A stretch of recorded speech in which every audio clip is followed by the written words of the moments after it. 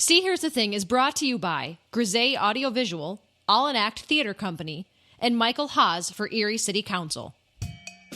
In today's episode of See Here's the Thing, we welcome Prescott Perez-Fox, a New York City-based brand strategist, art director, graphic designer, and podcast host of The Busy Creator.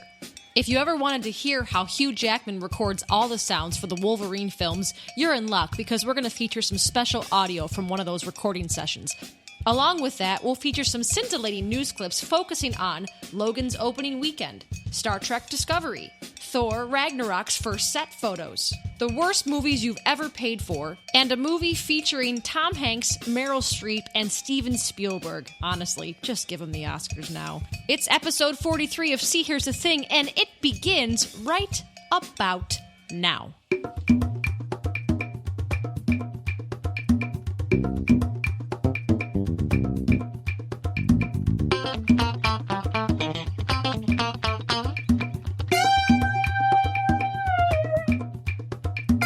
Welcome back to episode 43 of See Here's the Thing.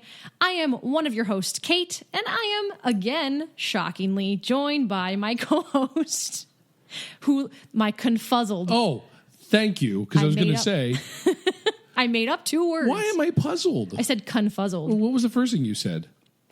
Did I say it a word before? You surprisingly. You're back again. I'm always surprised. How are you surprised? I always think that you're going to forget. You know, what's interesting is that I came home and found all this stuff set up, and you sitting there, then you looked at me and said, "Oh, by the way, we're podcasting today." You couldn't figure that out. Yeah, no. I thought, she probably forgot to tell me. Yeah. And now I'm beginning to think you really don't want me here. I think my words to you at church were like, "By the way, we're podcasting," and all the stuff was already set out. Like, duh. Yeah. I'm starting to get the hint. Okay, it's going to take me a long time. That this podcast is going to happen. No, that you don't want me here. Well, you tend to not be here sometimes. I've been here every episode. Can you say that? No, because you won't let me record without you. I'd get one of those spiffy attendance plaques from school. Yes. Perfect attendance. Yes, good for you. A+, gold star. I don't have access to your computer. Yeah, you're very, very protective of your stuff. I am very protective of the podcast. Yeah, I am. You are. Yeah. So, how are you? I'm tired. We've had a long week. Why? Well, we were performing. We were performing. We did. Yeah. We finally got the glorious ones up on its feet and did it for an audience this weekend. Yeah. So Patrick and I are a part of a community theater in Erie, and we just presented a show, like he said, called The Glorious Ones, and we're actually taking it to competition next weekend in Williamsport. So if you are in the Williamsport area or in walking distance, you want to come see us perform. Or driving distance. You don't have to walk. If you have a Segway... You have because people in Williamsport, they do a charter plane. You want to fly in, just don't hire Harrison Ford. Oh boy, he might fly you down the wrong runway. I'm not saying it. You're not saying what? You're not going to do your Harrison my Ford? Impersonation. Well, good, because I'd like to introduce our guest. Okay. And I think that would be more fun than doing another Harrison Ford impersonation. I think you're wrong, but let's go with what you think. He'll be the judge. No, how about that? No, because I don't want that. No. All right, fine. All right. Well, our guest today is Mr. Prescott Perez-Fox. Hello. Hey, how are you? Yay. Good, how are you? Yeah, I'm okay. I'm so happy to have you here. Prescott is a brand strategist, art director, and graphic designer, and he's also the host of the Busy Creator podcast. Yes, that's correct. So tell us a little bit about the Busy Creator and how you got started and what you do. Okay. Well, the Busy Creator is a podcast and website and endeavor about creative productivity. And I like to say simply that that's the how behind lots of cool creative projects. So there's a lot of inspiration, and then there's a lot of sort of finished work. But there's not a lot of talk about what happens in between. So really that project started because I had worked in so many different agencies and in-house teams as a freelancer, and I had seen some companies and some groups that did it really well and others that were just a hot mess. And so I sort of became a de facto expert in this topic. Oh, cool. And it's something I'm really kind of passionate about and geeky about. And so I wanted to take it to the world, and I figured, hey, podcasting is a good format to do that. And it also allows me to talk to dozens, if not hundreds, of interesting, quirky people that I don't get to see every day. That's fantastic. Awesome. Are you published? Do you have a book? Or is it just sort podcast? of. So I wrote a book a couple months ago, And if you haven't heard of it, that's fine, because I did almost no marketing for it. But fantastic. I wrote this book, it's called Building Brands, and it's a guide for creative pros to design identities and build strategies. I almost forget the title, in fact. But it's an ebook, and it's also on Kindle. Oh, so cool. It's everything except print. And I put that on my website, and really the exercise was just to see if I could sit down and write a book. And it's short, but it's very instructional. So it's like for creative pros, for marketing people, photographers, writers, whatever you are. If you're not necessarily a graphic designer and a brand strategist, but you understand a bit of that world, this is a step-by-step guide almost to work with a client to develop your own identity. Oh. I think we need to buy this book, Patrick. I think we need to buy this book for this podcast. Yeah, we do. We need to learn how to market better. So your podcast, is this a single endeavor? Are you on your own for this one? Yeah, and that's kind of the tough part about it, is that almost everything that I'm trying to do, I'm just saying to myself, man, I wish someone was helping me. And it could be, simple things like scheduling, sure, or it could be really complex things like developing an in-person event with this whole kind of marketing strategy and creating funnels and all, this big complicated things. I'm like, damn, if only someone was helping me.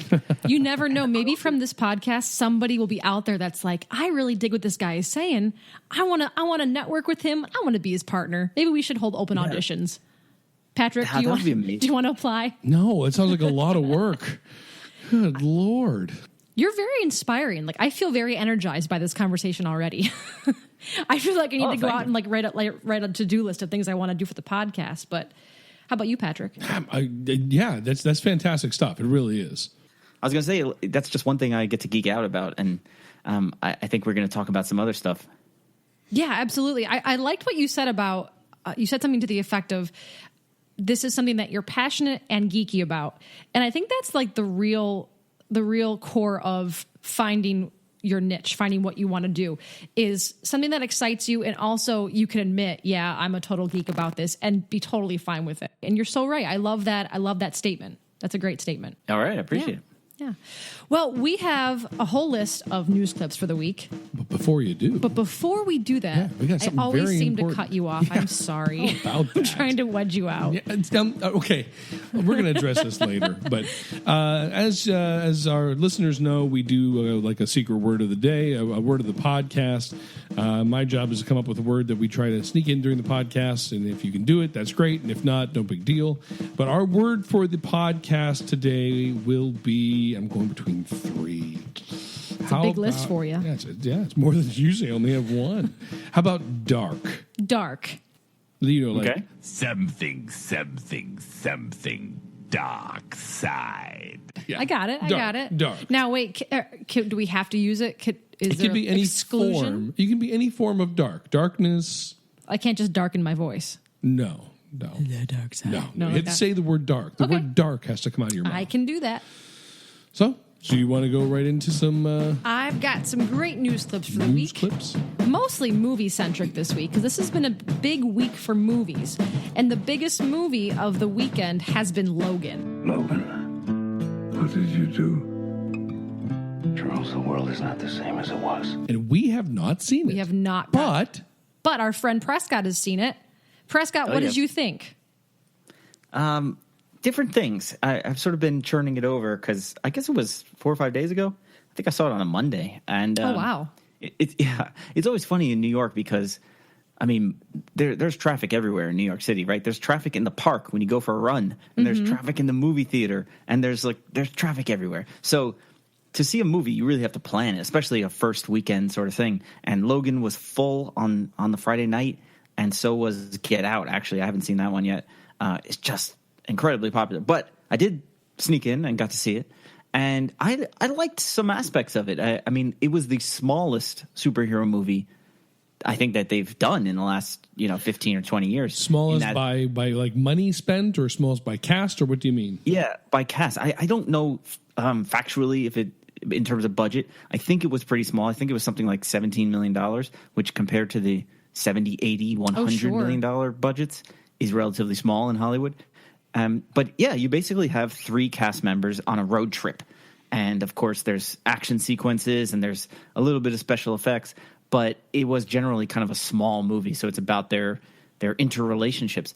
Some people didn't like it. They thought it was, kind of arts house garbage where it's like, I don't really care about his internal struggle. I just want to see like robots fighting ninjas. You know what I mean? Or robot ninjas. Oh, yeah. Even better. Yeah. And there are certain tropes that even in a comic book movie, you're like, all right, I get it. You know what I'm saying? Like if there's a squadron of soldiers and then someone says, oh, your men are already dead, or something to that equivalent, and it's like, yeah, we know what's going to happen. I got a bad feeling about this. Or taking a cue from Superman 3, where he has to fight like a dark version of himself.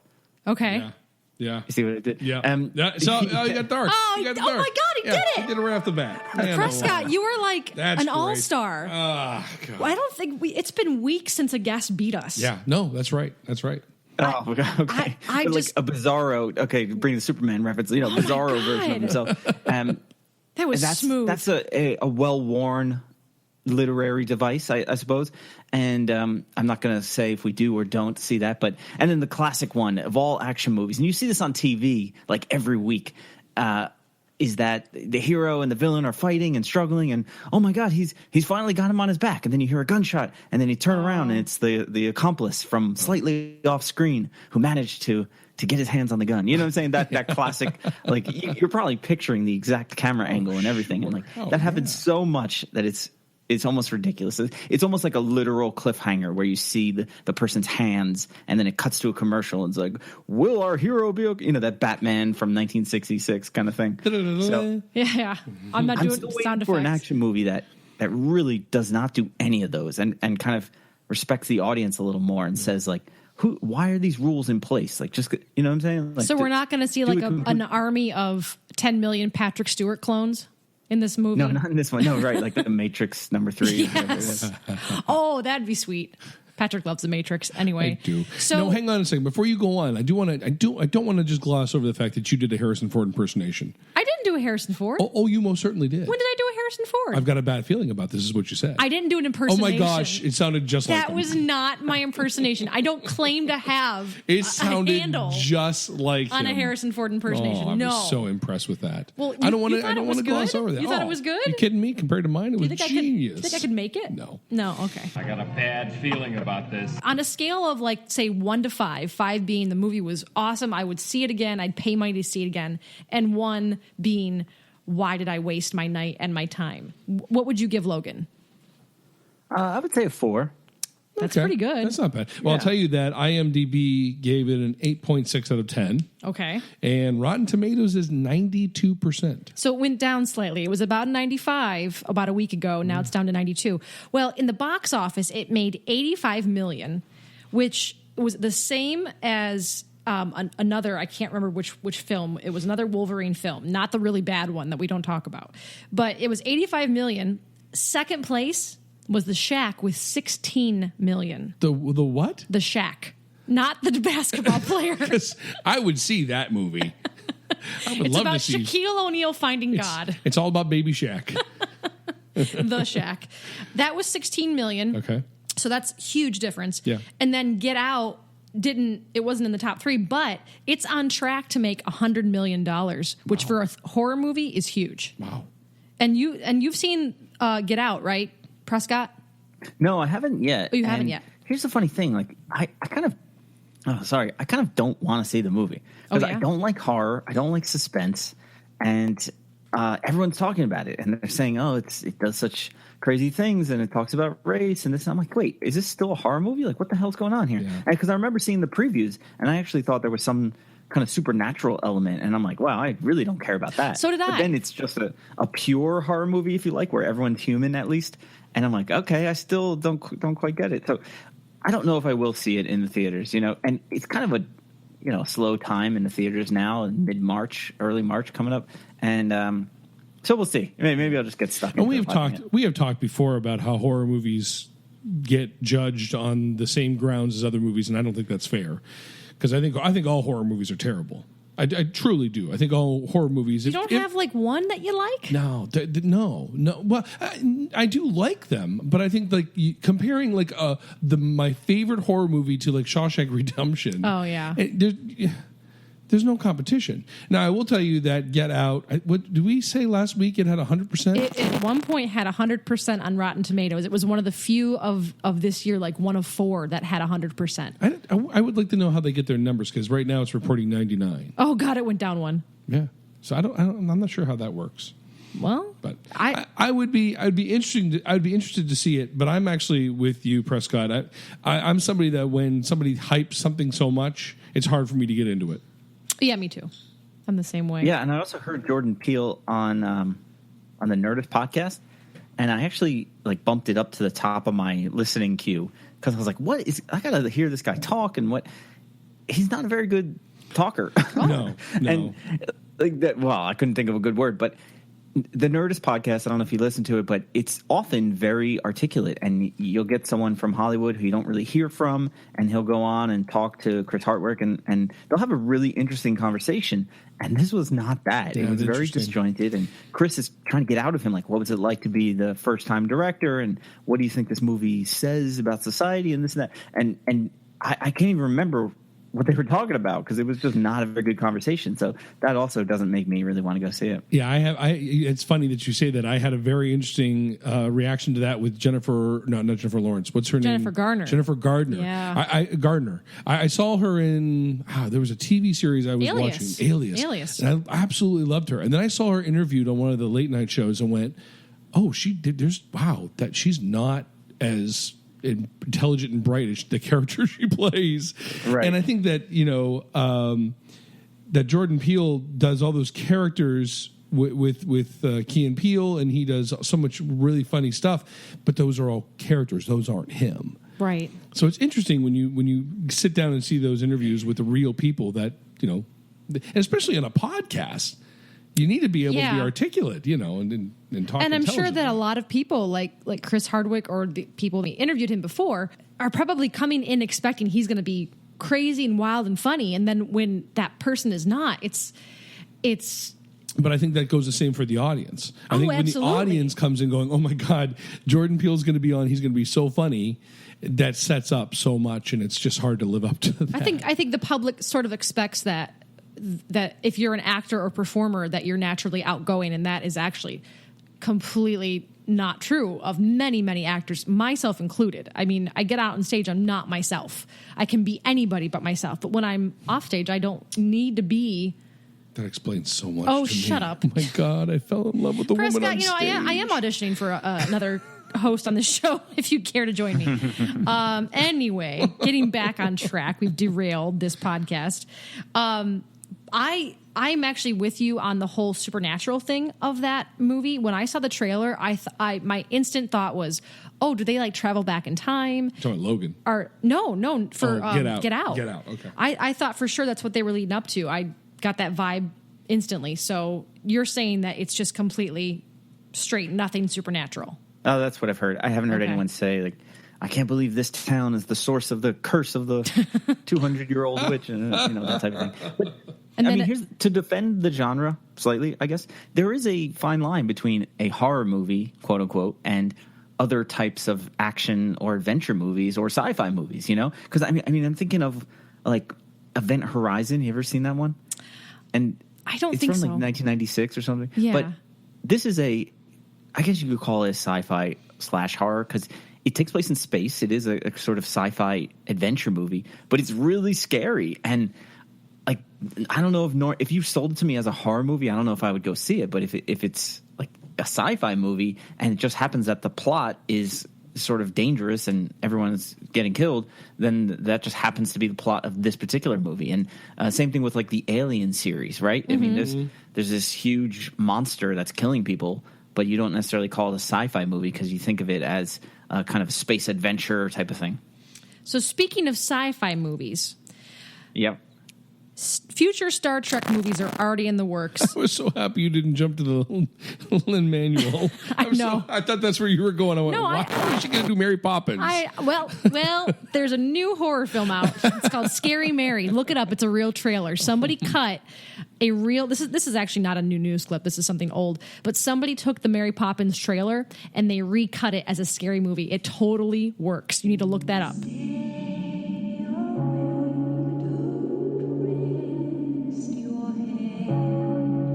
That's not my news clip. I'm Go on. transitioning to. Sorry, go on. No, there are already more Star Trek movies on the way. The next one is going to feature Chris Hemsworth and Chris Pine.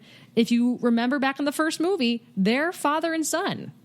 Oh, yeah. Okay, that's actually not my point, though. Oh, good. My point is that, it's just exposition, is that Leonard Nimoy's son has come out in an interview saying that he'd be okay if future movies used a CGI Spock of Leonard Nimoy. A CGI Leonard Nimoy. Highly illogical. In the vein of Rogue One using Carrie Fisher, of Westworld making Anthony Hopkins look younger, and of Ant-Man making Michael Douglas look younger. He's saying he gives his okay if they ever want to use a CGI Spock. Trying to make him look younger and alive. Well, don't forget Marlon Brando in that, I think it was a Superman, right? Where they brought him back from the dead. That was one of the first instances of this in the modern era, of the kind of computer puppet of someone who's no longer there. Yeah. I think it's borderline, right? Because if you have someone that died suddenly and you want to show an homage to him in one screen, like, go ahead and recreate him. But if you have another actor to play that character, especially with, Star Trek, the whole thing is being recast. It's a different Kirk and it's a different whatever. Like, you could cast it as another actor. I mean, that's the point of acting. We have a new Batman every 5 years. Like, put someone else in the part. Well, you've also got Zachary Quinto, who currently plays the current Spock. Why can't you just age him? Yeah, I get what you both are saying. However, there is something very, very wrong with saying, "Hey, everybody, here's the new old Spock."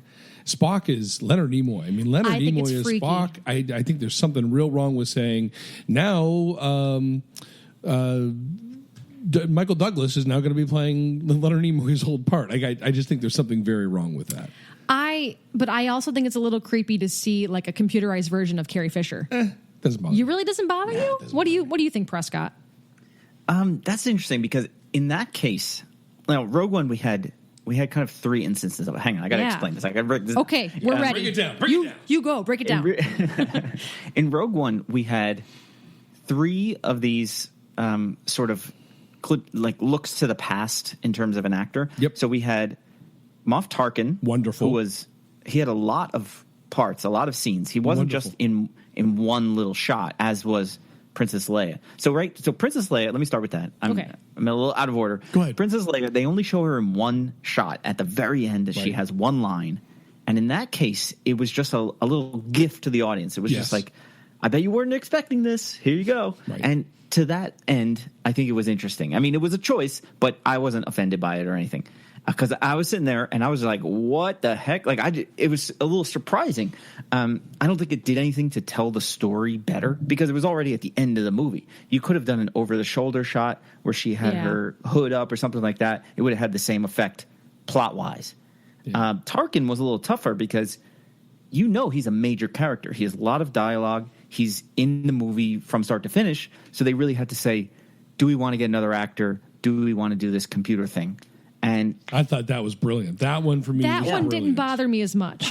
That was fine. The technology was well done. And as soon as you see him, you're like, how the heck did they do that? So if you're a real fan, you're kind of thinking about it. You're taking it out of it a little bit because you're thinking about, is that a real person? What's up with his mouth? Like you're examining it. Sure. Then you have Mon Mothma, who they just recast and they shot a different actress. They give her the same haircut and the same costume.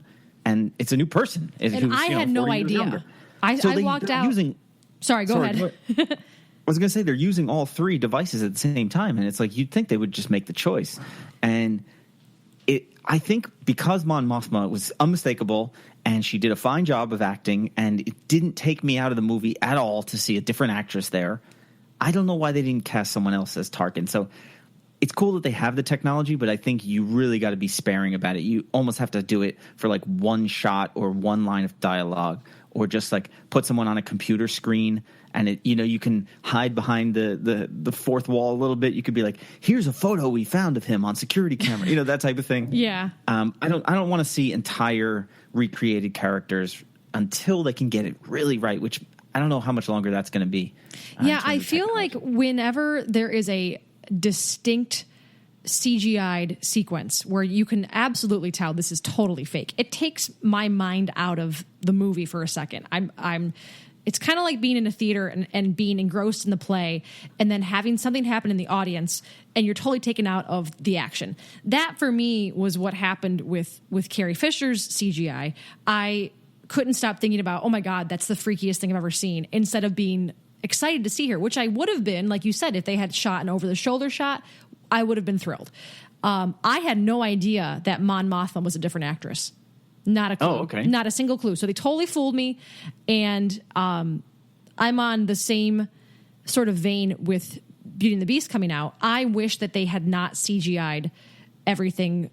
And it looks so fake now that I got so excited when the cast came out and you found out who was playing what. And I get that there has to be a degree of computer animation. There just has to be. Yeah. But because there are clocks and candlesticks. And here's where my sticking point is. Mm-hmm.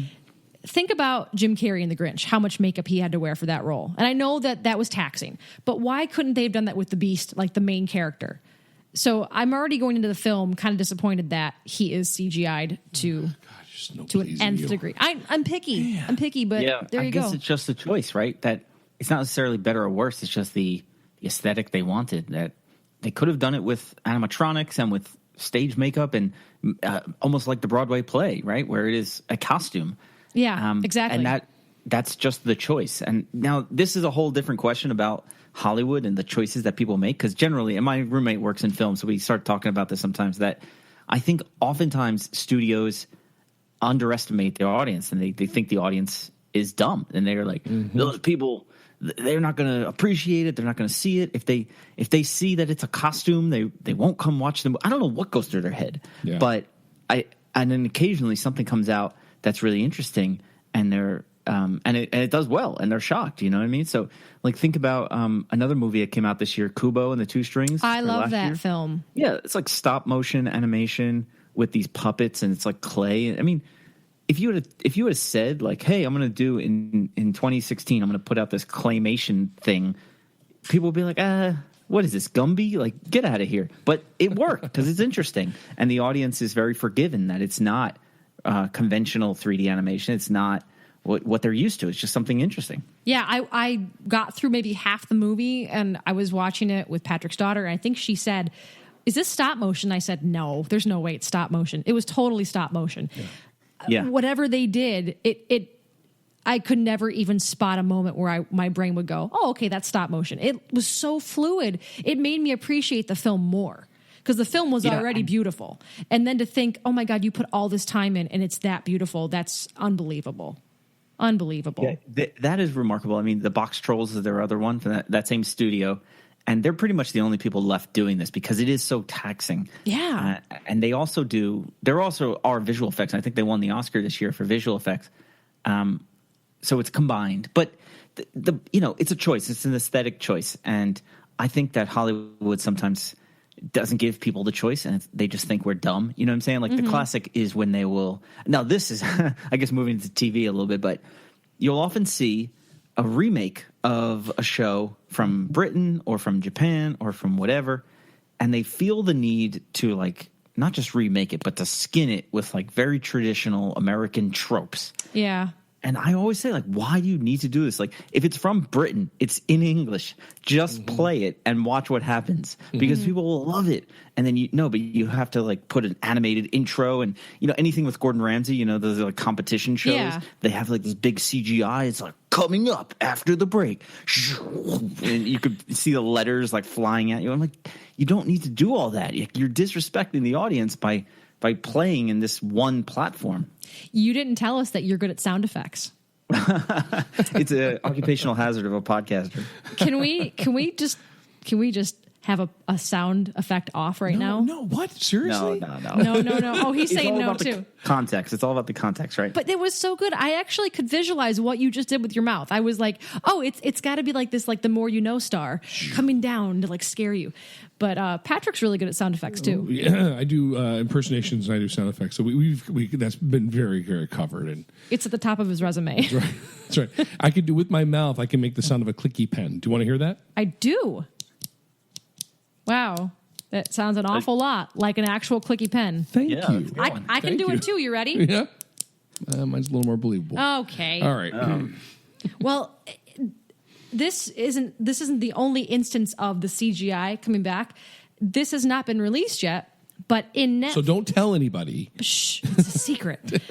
In Netflix's soon-to-be-released The Irishman, it features Martin Scorsese, who directed it, and then Robert De Niro and Al Pacino. And apparently, they're going to use CGI to de-age Robert De Niro and Al Pacino. Wow. That's a lot of CGI. Another instance. It's a lot of CGI. But is that part of the story? Because, like you said, in Westworld, it's only one scene, and it's Anthony Hopkins. Like, he's an actor in that same show. So it makes sense to have a flashback clip. You can make him a little younger. You know, they've been doing that for years. I mean, even just hair dye is That one didn't bother me. All right, that one I thought was actually kind of cool. Hang on a minute. But I'm going to break away from this for a second. Okay. Prescott, you watch Westworld. Oh, yeah. Is Anthony Hopkins' character really dead? No, I think he'll be back next season. So do I. I guess the question is, did he make a robot version of himself? That's what I think. Or did he hide somewhere and sacrifice the robot version of himself? Yeah, I think so man. too. I think so too. Or is it just flashbacks? Because there's no doubt that he's going to exit stage right entirely. Yeah. Yeah, no, I think so too. I think that throughout the series, you keep seeing him make a copy of, I think it's of something. And I agree. I think it's of himself. But. You know what's funny though about Westworld, and we can get back on track real quick. It's okay. This is fine. Someone, so I'm a graphic designer, like we talked about, and I read a lot of blogs, and I'm always looking at logos and that sort of thing in the branding world. And the branding world is not that big, so people on the internet sort of know each other. And there's a blog called Brand New, and they spoiled the Westworld after like 4 episodes because someone did an analysis of all the logos in the show. What? And they found that like Westworld had 2 or 3 logos, and they compared and contrasted them. And then someone kind of said like, "Hey, what's up? Did Westworld rebrand itself halfway through the show?" And then they said like, "Oh, this one looks kind of 70s. This one looks very modern." And then they were saying like, "Is there 2 timelines? Is there time travel? What's going on here?" Wow. And so the whole, I mean, honestly, it was after like 4 episodes, and I already had that seed in my mind of like, is there alternate timelines? Is half of this a flashback? And I was like, damn it. Yeah, that's a spoiler. My professional intrigue for once like ruined things. That's amazing. Well, there's a couple amazing things there. There's a couple amazing that they had incorporated all that in the filming, and it's also amazing that somebody picked up on it. I understand if you do that for a living. If that's your thing, like you're always looking at design and pictures and graphics like that. And yeah. Just little things to tell the story. I mean, a great example from recent years was the Budapest Hotel, the Wes Anderson film. Yeah, sure. I like that. The person who did the production graphic design, which is now like a category, you know, she did all the business cards and all the logos and all the shop fronts, and the girl that worked in the bakery, so she got to do the packaging on the cakes and all the graphic bits. And that movie had such pronounced art direction, and they're really going for this kind of middle 20th century Eastern Europe totalitarian thing. So you see the typefaces that were used in Europe at that time, and I mean, it's really well done. And then to hear about the fact that it was basically 2 people, you know, is one girl who's kind of the graphic designer, and then above her was the film's art director overall, and then he worked with the production designer who also brings in a little more of the costumes and things. And it's just really awesome. And so now like every graphic designer wants to get a job like that, like on a movie, doing that sort of bric-a-brac that's in the background. Heck yeah. And tying it all together. I love that kind of stuff. I love especially when they put in little Easter eggs that have some hidden meaning to them, but you never would know yourself. I do enjoy reading stuff like that. So I wonder then if that means that the next season that they will be a little more careful with that, or if they will. I think to keep, if that was me and I wanted to keep my job lively, I'd insert things that would be so tough to find, but that you can go, yeah, I did that. I did that. That's mine. Yeah, I guess it cuts both ways, right? Because I think Lost changed a lot of this in the early 2000s. That show, in my opinion, was like one of the most abusive shows on television because as a fan, you watch it week in, week out. That thing would end, and yes, it would end on some weird cliffhanger. And a sad trombone. But it wasn't like oh my God, I can't wait for next week. My reaction was, oh, come on. Yeah. You know, like every Totally time. agree. And it's just abusive. And there's a horse for some reason. Like, you know, and the producers they had all this mythology and all this imagery, and things were references to other things within the movie and outside of the movies. So they're like, oh, that has nothing to do with the plot. It's just a reference to Star Trek because we were fans of Star. You know, they'll just make something up. And so now that they know that fans are out there, and maybe this is a product of the internet age, that people are watching it frame by frame, and they're zooming in, and they're trying to look for things, and they're getting oh gosh, you drone have cameras all the of film these set, you know. These YouTube videos that come out the day after a trailer debuts, Oh, sure. and they have frozen it and circled things and things that like I might see in a few months. They get it overnight, and that's how they get their hits, Well, their viral hits. And a great example of that is with the new trailer that came out for Deadpool. And what did people do? They with ripped that? it apart. They ripped it. They zoomed in. They found things written on walls, and it was all placed on purpose. All of it, every scrap of paper, every word. Oh yeah, the posters in the background, the songs that are movie theater. playing.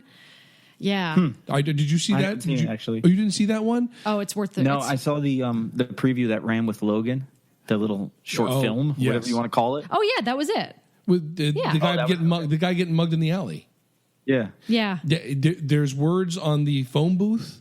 There's Logan, the Logan Theater. There's a Logan poster. There's a reference to Nathan Summers, who was another reference to Cable. And then there was a poster for Firefly, which people were like, oh, is Nathan Fillion going to be Cable? Well, he talks to a gentleman named Laird on the phone who was supposed to be the Costume gentleman designer? but it wasn't the costume designer. Oh, man. It wasn't the credited costume designer. There's so much. So Interesting. Yeah. So I think that, you know, people, the producers of Logan, or the people that put that spot together, understand that. That people are going to go crazy about this. Yeah. Well, and we were talking a few weeks ago about how the new trailers may not be so much as footage of the film, but people talking in the behind the scenes, and how that might be something more entertaining to see, to get hyped up for, rather than cut together footage. Because how many times have you seen a trailer in the past year where you've been so hyped for it, and then the movie is so different? Or you have a trailer that spells out so much you don't need to go see the movie. Yeah. Yeah, that happens too. Gives away too much. No. Well, one last thing about Star Trek. This actually kind of ties in. Is that where we were? Is that where we were at? I have no idea. Good discussion, though. Good stuff. It's really good stuff. I love movies so much. Yeah. I really do. But this ties in. There is a Star Trek TV series being created on CBS. It's called good. Star Trek Discovery. Oh, God. Okay. Just got a captain. Do you want to guess who it is? Did you read my notes, Patrick? I'm a boat captain. I'm a boat captain. I did not. Well, it's someone from the Harry Potter universe. Oh. It's not Dumbledore. Is it Snape? It's not. Yeah, oh, no, come it's an on! actor. It's not a character. Yeah. It's going to be Alan Rickman CGI. That would be. I would never. Too I would soon. never I even. agree. I would never even turn that show on. That is too soon. Shame on you. I was joking. Oh my god, No, guys! I was the one that brought it up. Anyway, I think it could work as a dark comedy. one of my favorite characters from Did you the hear me? Harry. What's I that? said, I think it can work as a dark comedy. Oh my god! You took it a step further. And I Oh said, crap! Yeah, in your face. I was like, why are you looking at me like that? That wasn't that great of a statement, Patrick. Anyway, It's the best I've got. I'm crap. sorry. Now I So gotta what were get you it in. going to say? I was going to say that this new remake looks dark. No. I have to still use it. So who is it? One Did of you my say who it is? favorite Harry Potter actors is Jason Isaacs, who plays Lucius Malfoy. Now, Draco, play nicely. He is going to be playing Captain Lorca on Star Trek Discovery. Captain Lorca, you say? Lorca, yes. Now, here's a question. Yes. Is he going to be playing with an English accent or some other accent? That's a great question. It's a great question. He's going to have a CGI accent. And will he whisper all of his lines? Oh, Harry Potter. oh, he's Because that's so the good. whole point of Star Trek is that Earth is unified and you have people from different ethnic backgrounds and it's not an American Right. ship, Right. you know? And we've seen that a little bit. I mean, obviously with Picard, who has a French name and an English accent. And and then with everyone else on board, Scotty and, you know, those type of folks. But that's always curious when you have an English actor or an Australian or whatever, but the character is perfectly capable of like being Australian, and yet he has to affect an American accent or something like that. Do you know what I mean? Yeah. Totally. Why not let him do the accent he's comfortable with? Because it doesn't. Yeah, you're right. Everything is unified. So what difference does it make what language or dialect the captain speaks in? Yeah, I agree. Here's another. Sorry. Go ahead. Oh, I was going to say, to be fair, they're starting to maybe reverse that. Like, do you know that movie Neighbors? And they made Neighbors 2 with Rose Byrne. And I actually like her, and she plays an Australian in the movie. Yeah. And it's like, here's the guy, and his wife is Australian, and that makes sense. Yeah, it works. I also don't like it when you absolutely have a movie from a specific country. Like, I just saw A Monster Calls, and I mentioned this a few weeks ago, where they had an almost entirely British or Scottish or Irish cast, and Sigourney Weaver pops up as the grandmother. Obviously not British, Scottish, or English, but affecting a attempted British accent. Why not just cast a British actress? How did she not make the list last week? Well, I don't know. Yeah, interesting. We had a list last week of the worst Americans who tried a British accent. And at the top was, the worst was Dick Van Dyke in Mary Poppins. Yeah, right. Up there was Johnny Depp. She was in the middle. Meryl Streep was the top. She was the best in The Iron Lady. Yeah. So on top of Jason Isaacs in this reboot, this is a little musical theater connection. Anthony Rapp from Rent is also going to be in this series as Lieutenant Stamets, an astromycologist, fungus expert, and Starfleet science officer. Because you do need a fungus expert. Of course. Stories I was waiting to hear the casting of the fungus expert on this show. Prescott, are you a Star Trek, the old Star Trek fan? I think I've seen like half of one episode of the original series, the 1965 version. I think I just caught it at the wrong time. That if you see something when you're a kid, when you're 1993, and you're watching something that's 30 years old, you're like, I just don't know if I can handle this. Well, I grew up with it. My father was a diehard of the original. Diehard. We watched every episode multiple times. Just absolutely loved that. And I had a moment this week with my coworkers, which the two of you aren't going to appreciate, but I had a moment with my coworkers this week where I said that I sat down and watched an episode of the old Star Trek for the first time in probably 15, 20 years. It's been that long since I've watched it. And I couldn't believe it. And my coworker said to me, which one was it? And I started by saying, well, they go to this strange planet, and which made her just like lose it because she's like, that's how they all start. So then we kept that going by saying, and then Kirk ripped his shirt somehow. And then Spock was doing something like logical. And Scotty couldn't get the ship to work. Tropes. Yeah, she couldn't get the ship to work the ship to work the way he wanted to. And then eventually did. And we went through all these things that every episode would contain.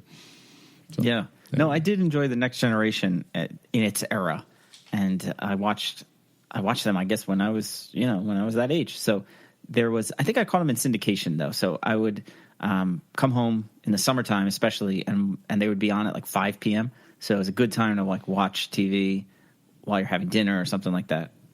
Yeah, good stuff. Well, we're going to take a quick break, but when we come back... We have so much to talk about. I know, but I need to take a little breather. Okay, all right. I got to figure out how I'm going to work my word in.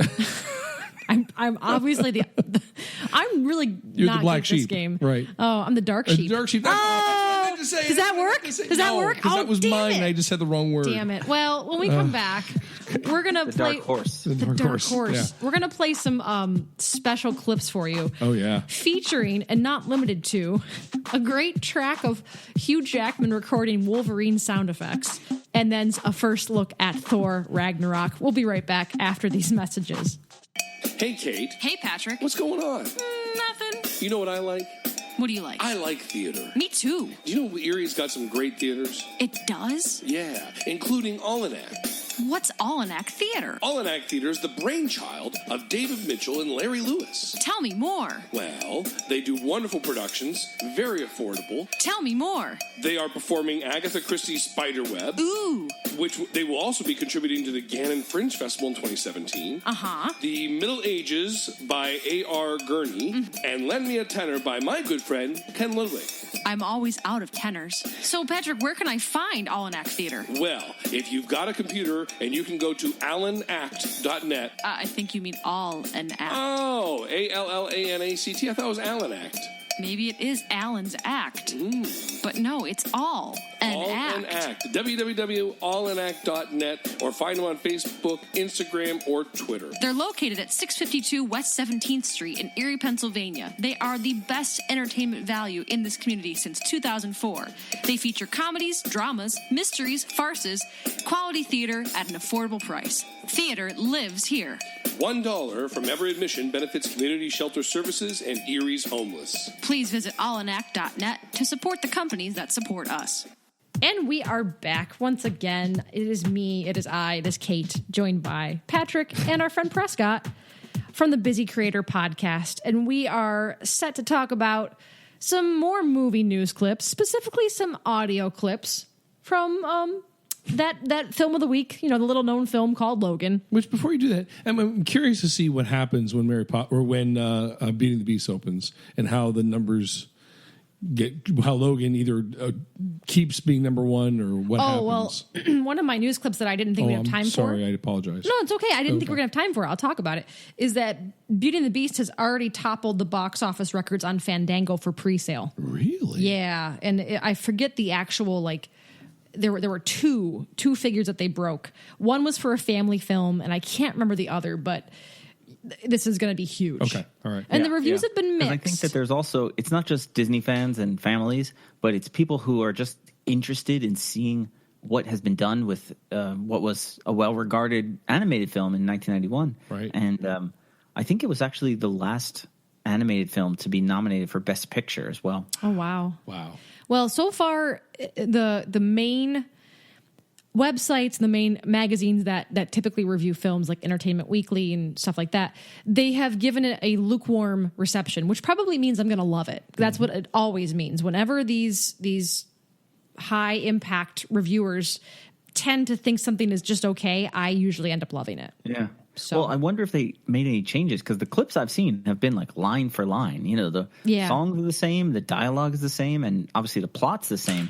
So it's kind of like, is this just a staged reading of the same movie with different costumes? And that's been one of the complaints. People have been saying why that. bother, But, all right, we'll see. Because I hope that they integrate some of the Broadway stuff. Because I don't know if you know this, this actually, Beauty and the Beast, the animated one, is one of my favorite films. Oh, me too. Animated or not. And it's full of trivia, actually, because the way they wrote the score, they actually wrote it like an opera. So there's tracks that were just meant to be like background music, just kind of leitmotifs. And then when they took it to Broadway, they expanded those and they kind of dug into the music and they said, oh, we need another song here that's in the movie. It's just a conversation. We need to expand it to a whole song. And so there's a lot more to pull from in the intervening 25 years or whatever it's been. Yeah, they have incorporated some songs from the Broadway musical, but they have cut some as well. And one of the ones that I'm the most upset about is they cut the Beast's end of Act 1 number, If I Can't Love Her. Yeah, they said that however they song. Yeah, they said however they reimagined the film that it just wasn't the right time for the song. So instead, they wrote a new song called Forevermore, which he sings towards the end of the second act in the movie, so to speak. And just trying to win an Oscar. Right. Yeah, exactly. Yeah, that sounds like it. And Dan Stevens, who I refuse to listen to the soundtrack. It's out right now. I can't listen to it yet until I see the film. I don't want to have anything spoiled ahead of time. But it's sung by Dan Stevens, who is high profile right now because he's on Legion and he's doing this. But apparently he sounds good. Someone said that it was decent. But Josh Groban also has done his own rendition of the song, and that's featured on the soundtrack. Okay. Does he play accordion? No accordion this time. Okay. Yeah, not like the Great Comet. But getting back to some movie audio clips to share with you this week, stumbled upon this one. This is like a little nugget to keep you happy throughout the week. This is a video, is it? This is not only an audio clip, a video. So if you can find this, there is a video to go along with it. When a film records, they often have to record something called ADR, which is automatic dialogue replacement. So it's like if you're in a fight film or an action film, you obviously need to hear someone if they're running, the breathing, the grunting, the kind of sounds that you wouldn't normally think like, oh yeah, we have to incorporate those, because otherwise it won't sound realistic. So many times in superhero films, people have to record ADR, and Hugh Jackman is no exception. He had to record these added sounds for Logan. Yep. And there's a video. Actually, he posted it on Twitter. And all he said was, hi, at Wolverine movie, at 20th Century Fox.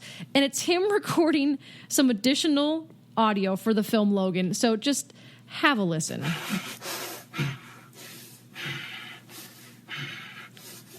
And he's running.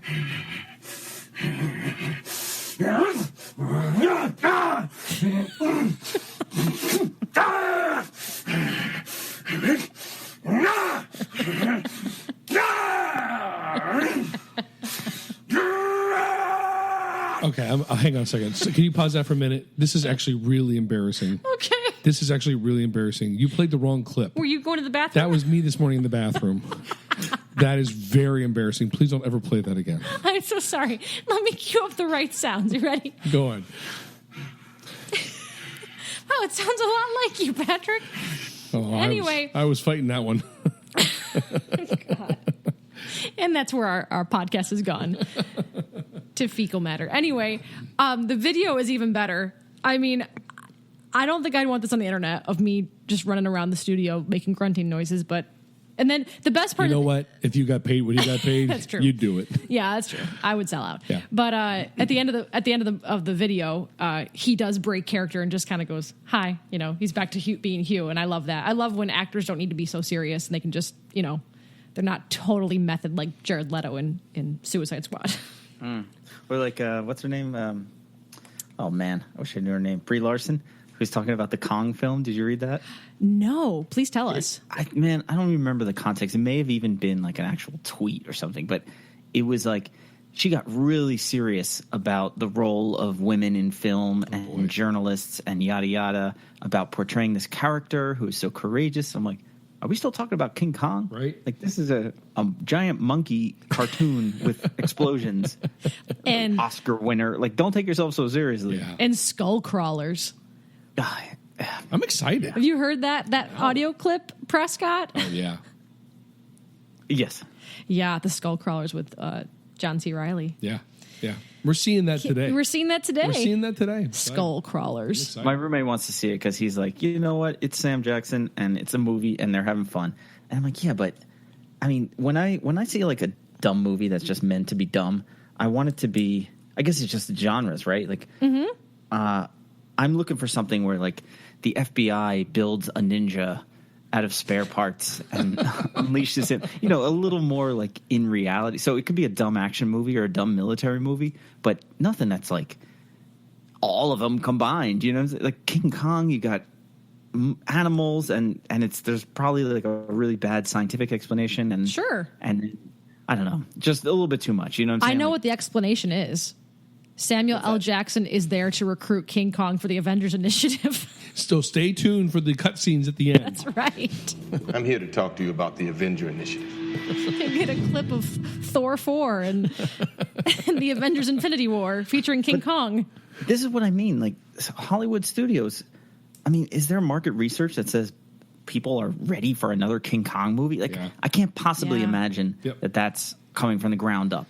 You know, that's someone who's or just another like, Jurassic World, let's do another King Kong, or another Godzilla. Or I always scratch my head, especially about this one, and then I think of the fact that Disney is opening the world of Avatar next month, and I'm super excited because I love Disney, but it didn't make any sense to me when I heard the news. Like, people want more Avatar. I know that it did well when it came out, but that was like 6-7 years ago. I don't think I've seen it yet. Really? But people went to see Avatar because it was in 3D. Yeah. And everyone was saying, you got to see it in 3D because it's designed to be in 3D. And it's one of the first movies that's like totally CG, and they did all this motion capture with stilts and everything.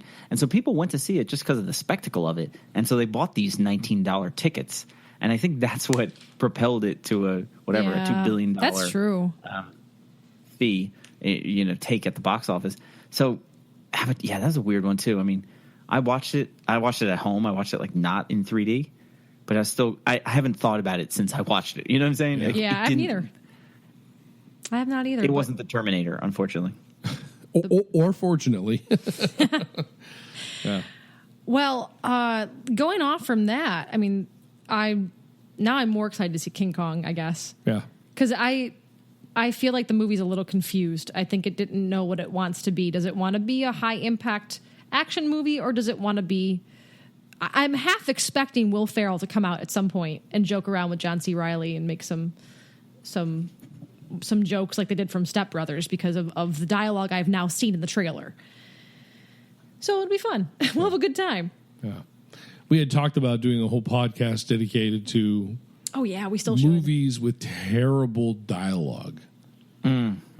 What did you come up with this week? You had a few good ones. Oh, I did the Olympus Has Fallen. Oh, yes. Oh, that whole London Has Fallen. London Has Fallen. Terrible dialogue. Dialogue was awful. Independence Day Resurgence. Yeah. Cheesy. Yeah. Actually, I'm gonna break in here. There was somebody, one of my friends on Facebook had posted a question. What's the worst movie you've ever paid for and either walked out or didn't walk out? And the answers were really interesting to me, but I'll pose it to the two of you. Okay. So what is the worst movie you've ever paid for? And I don't mean like you bought the movie, you took it home. Well, you went to the movie theater and you paid for. What's the worst movie you've paid for? Recently, and not just because this was so recent, the horror film Don't Breathe. Okay. Remember that one? I sure do. You sure do. Yeah.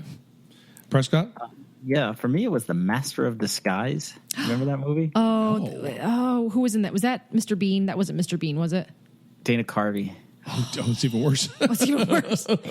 It was just 100% not funny. I mean, I remember sitting there in the theater completely stone-faced.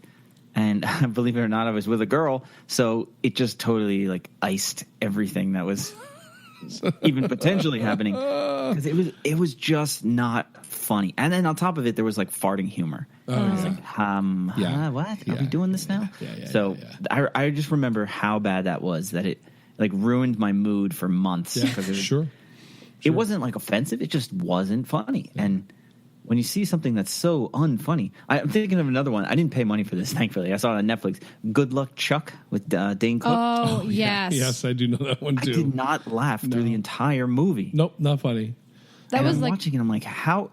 I mean, the science of humor is unknown to me. I'm not an expert, but I'm sitting there and I'm like, how is this an entire movie and there's nothing funny in it?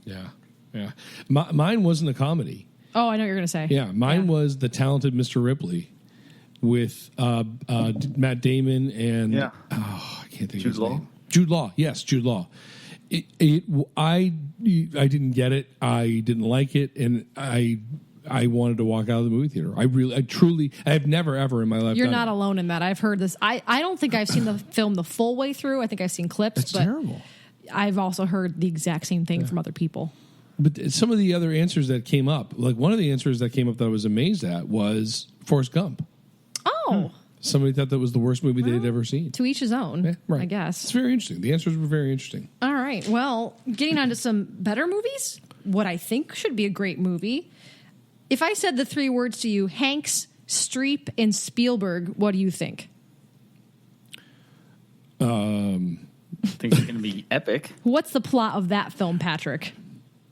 Three crazy kids on a whirlwind adventure in CGI. Sitting on a park bench eating chocolates. In CGI. In CGI with 3D glasses and the D-box seats. Those rumble seats. That's right. Well, they are apparently teaming up for a film called The Post. Tom Hanks, Meryl Streep, and director Steven Spielberg will shoot a film called The Post, which is about the Pentagon Papers. Oh. Any thoughts? The Pentagon Papers, you say? Yes. According to Deadline, the film will cover the Washington Post editor Ben Bradley and publisher Katharine Graham as they challenge the government over the right to report on a set of controversial documents in 1971 in 3D. Ooh, 3D. We just had Spotlight, and I mean, that was a good movie about a newspaper. Honestly, and actually, that's interesting that you brought that up, because I had read that Disney was going to make a whole new Adventureland based on the Pentagon Papers.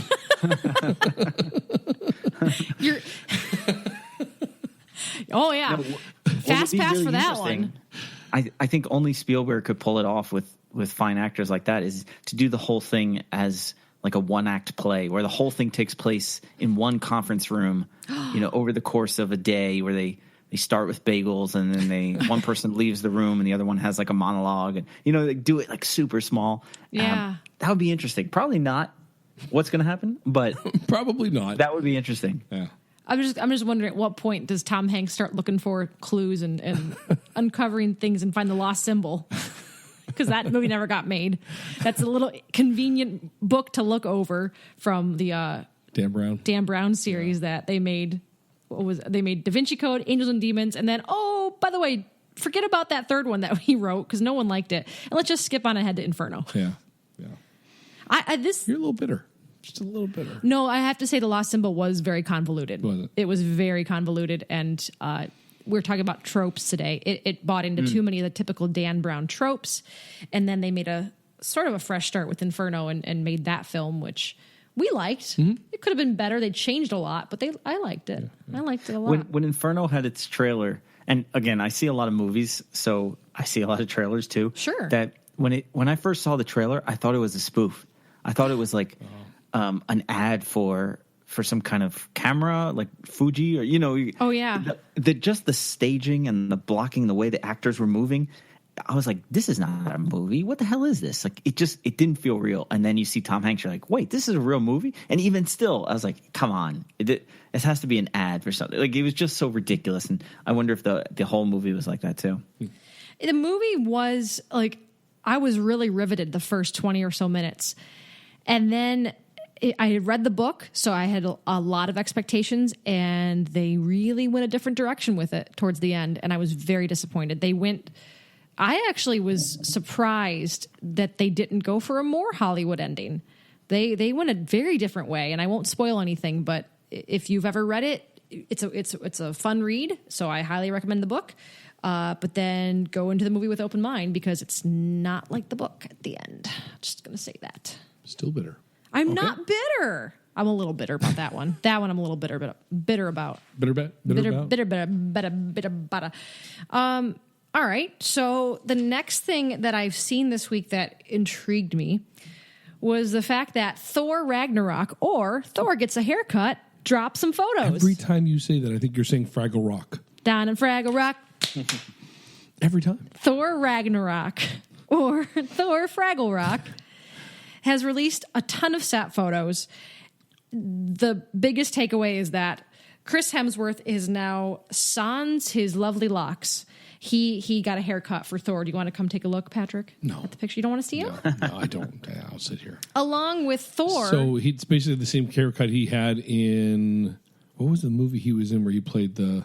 Oh, the Heart of the Ocean, or the what was that? One about whales. What was that? I believe it was, I can't think of the name. No, I know what I'm thinking of. Sorry. Free Willy. No. I know what I'm thinking about. I'm thinking about the Ghostbusters all female. That's what I'm thinking of. You're right. That's what I'm thinking of. Took you a while. It did. Took me a while too, though. Yeah. So he got a haircut, it looks just like himself with a haircut. But the thing that I was blown away by was on this cover of Entertainment Weekly, which covered the new film, there are two other people. And we have, in the one corner, we have Cate Blanchett, who looks nothing like Cate Blanchett in this photo. I'm so psyched now to see this because of that photo. She looks phenomenal. She's got this dark wig on. Also showed us a picture of Jeff Goldblum in the film. And he's playing the Grandmaster, and he looks kind of like he's going to be in Tron 3. He's got a little bit of that vibe going on. He's got gray hair and a little like metallic piece of blue down his lip. And then we also get Tessa Thompson, who's playing Valkyrie in the film. We get a look at her as well.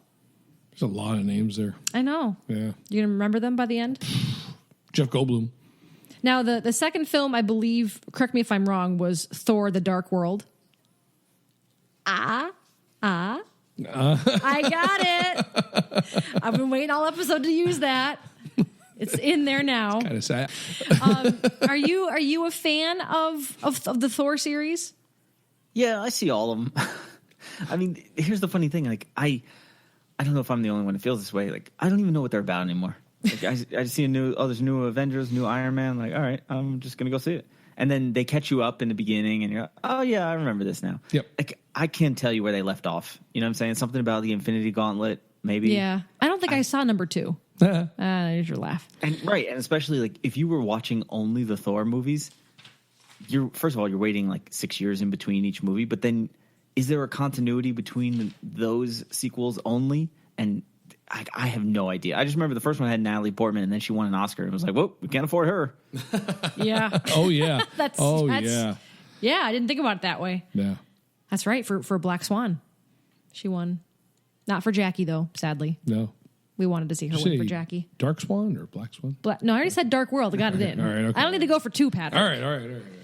But speaking of good dialogue, having some of those actors, even though they're in these absurd costumes, playing Loki and whatever, you do sometimes see good conversations and good dialogue written. So that's interesting too when you have that. Like I think it was the Avengers Part 2 when they had, I think Joss Whedon wrote the screenplay, right? And there was a couple of good lines with Black Widow and Hulk and all them, and I was like, this is interesting. This is like really verbal all of a sudden, randomly, and then it just became a cartoon blob again. So, yeah. We also got a look. Another picture that came out this week was the first set photo from Jurassic World 2. You don't care about Jurassic World 2? I'm kind of over it. You're a little lukewarm? I'm a little over the whole Jurassic stuff.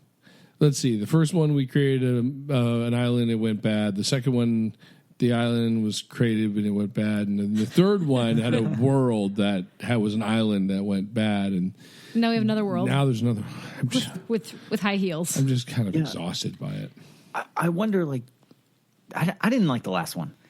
And part of the reason was that I like old school storytelling and I like characters. And it only felt like there was 2 characters, right? There was the man and the woman. And both of them were kind of one dimensional because it was man versus nature, and then woman versus heels. Woman versus man. But like things like that work much better when you have a character who's the scientist and he's the cerebral one and he's kind of the MacGuffin where you have to get the scientist to the lab in order for him to push the button. And even having like a simple plot device like that, because then you have the guy who's kind of all muscle, and then you have the other person who's the emotional heart of the movie, and the family who gets separated, and what you have like these different roles. Into the last Jurassic World, I was like, how is this guy? He's the dinosaur expert, and he's like the most athletic guy, and he knows the park, and he's the former love interest, and he's like everything in one person. Yep. And on top of it, he's got like a dark past. Oh, so, he did it again. Yeah. Oh man, you're putting us to shame this week. That felt weird to me. But yeah, same thing. It's like, haven't we been here before? Yes, we have. We actually have. And they make reference. The guy's wearing a T-shirt from the previous movie. Yeah. Right. I would submit that for the discussion we had earlier of bad dialogue, because I thought that the scientists in the control room were very guilty of the forced cheesy dialogue. You be careful. You're talking about the woman I love. I know you like. What's her face? Lauren Lapkus. I love Lauren Lapkus. Is she like Jennifer Garner though? When she talks, she just turns you off. No, the opposite. The opposite. Lauren Lapkus, when she talks, is hysterical. She's so sick of that. Was one of my least favorite parts, though, in the whole film, was that the exchanges between those two. And now I get the tweeter that I mentioned during her podcast. Oh boy! Yes. Now you're like best friends. Yeah, right. So I'm with you. I was a little disappointed by Jurassic World. I was excited to have it back, but then when I saw it, I kind of thought this needed to be a little bit of a different kind of movie for me personally. But that's just my take on it. You said that there's a set photo. There's a set photo, and the photo is really kind of mysterious. Is it an island? It's a hall. It's a museum. On an island? I don't know. There's a tiny little child. Have they figured out a way to keep the dinosaurs isolated?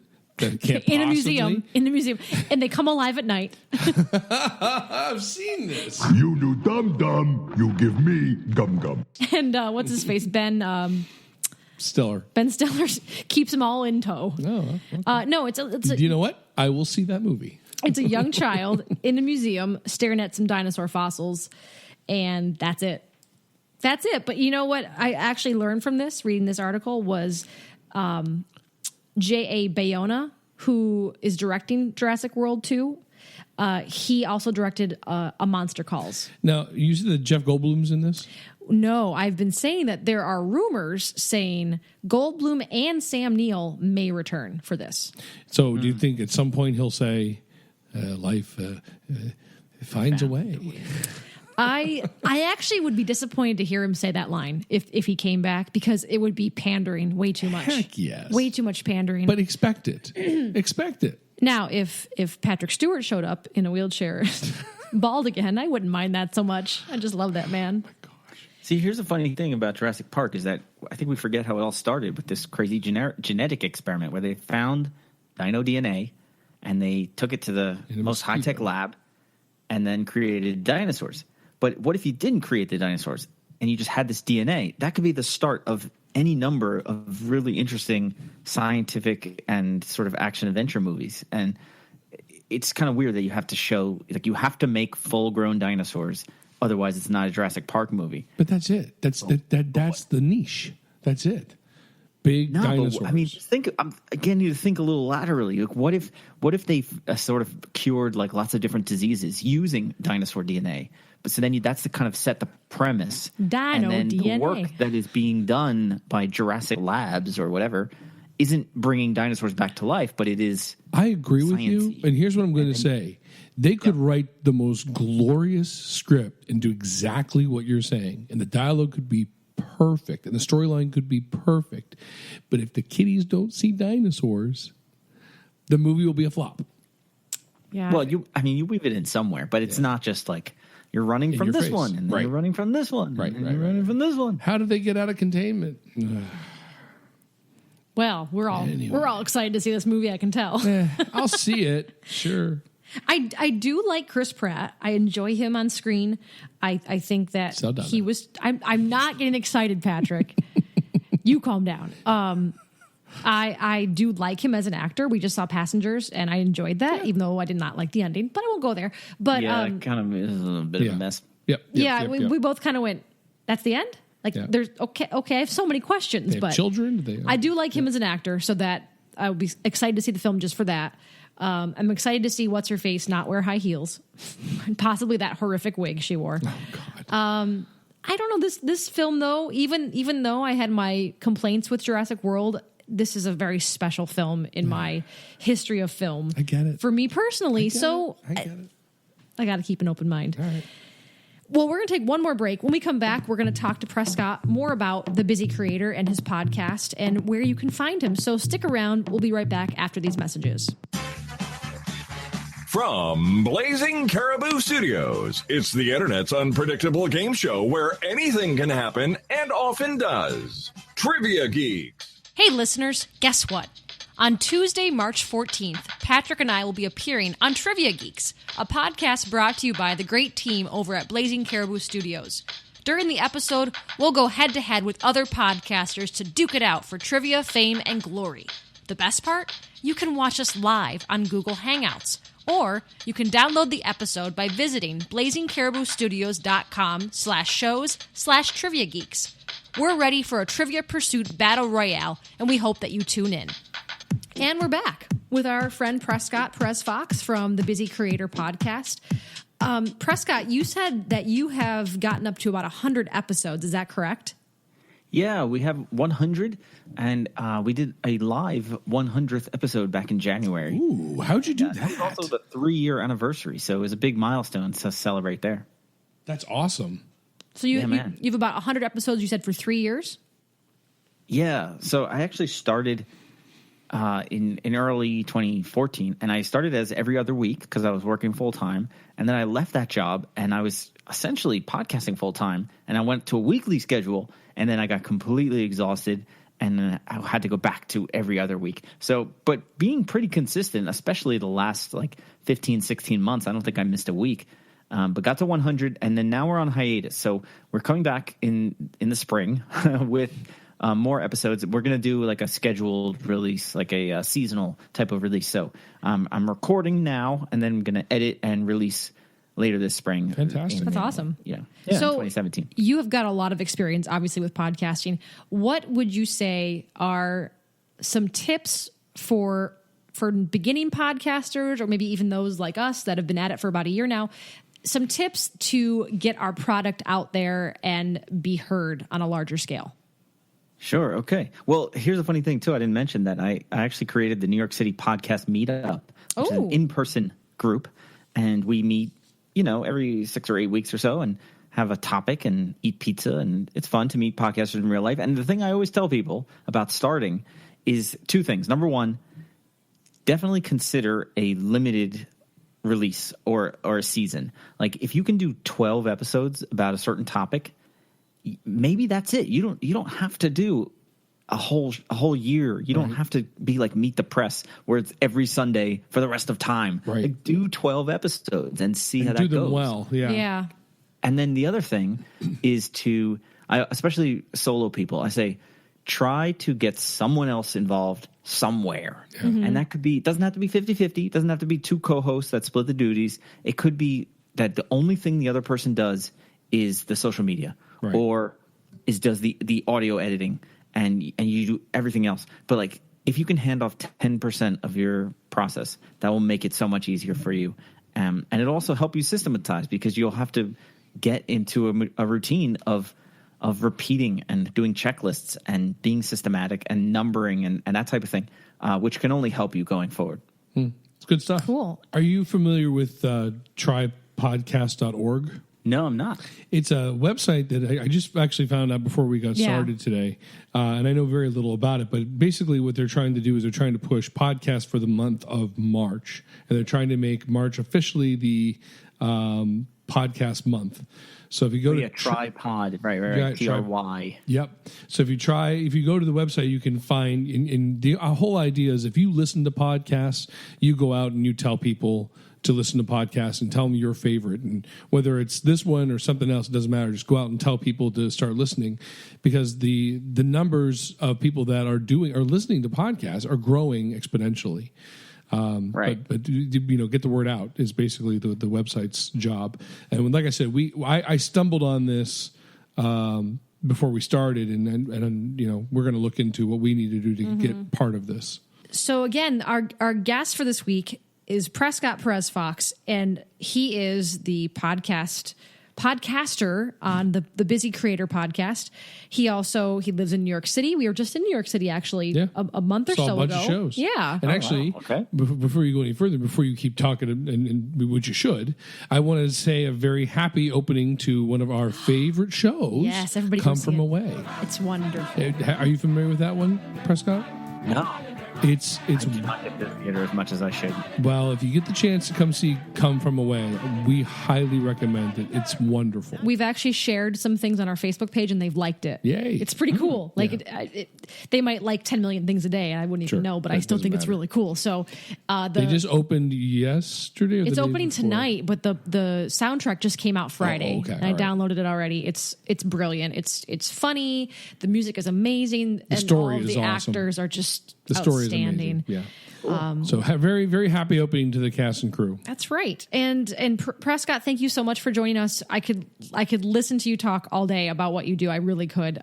You have a lot of insight, and would love to have you back on to talk about other things. You're also very knowledgeable about film. I mean, you've definitely seen a lot of films, and I really enjoy your opinions. Totally. I know this is the problem with like being a nerd, and I mean, I work from home, and I often work by myself, so I sort of watch television and podcasts and movies like while I'm working, and I don't know if I should admit that, but if you work with code and pixels, you can get away with it.